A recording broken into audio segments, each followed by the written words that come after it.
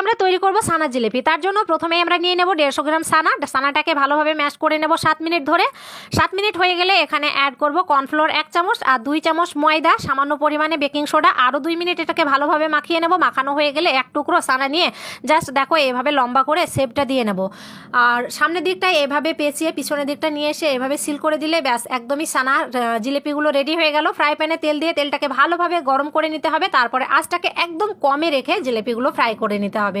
কোনো রকমভাবে আঁচ কিন্তু বাড়ানো যাবে না বা মিডিয়ামও রাখা যাবে না, কম আঁচে রেখে জিলিপিগুলো কালার এইভাবে হওয়া পর্যন্ত অপেক্ষা করতে হবে। যখন ভাজা হয়ে যাবে তেল থেকে তুলে নেব। এবার দেখো 1 কাপ চিনি দিয়ে নিচ্ছি। 1 কাপ চিনির জন্য 1.5 কাপ জল দিয়ে জাস্ট এটাকে সেরা তৈরি করে নেব। যখন আঠালো আঠালো হয়ে যাবে তখন জিলিপিগুলো দিয়ে 2 মিনিট ফুটিয়ে নেব। তারপরে 2 মিনিট হয়ে গেলে গ্যাস বন্ধ করে ঢাকনা দিয়ে ঢেকে দেবো 1 ঘন্টার জন্য। 1 ঘন্টা পরে তোমাদের দেখাচ্ছি একদমই জিলিপি রেডি হয়ে গেছে। রসটাও কিন্তু অ্যাবজর্ব করে নিয়েছে। রসালো এবং সানার জিলিপি বাড়িতেই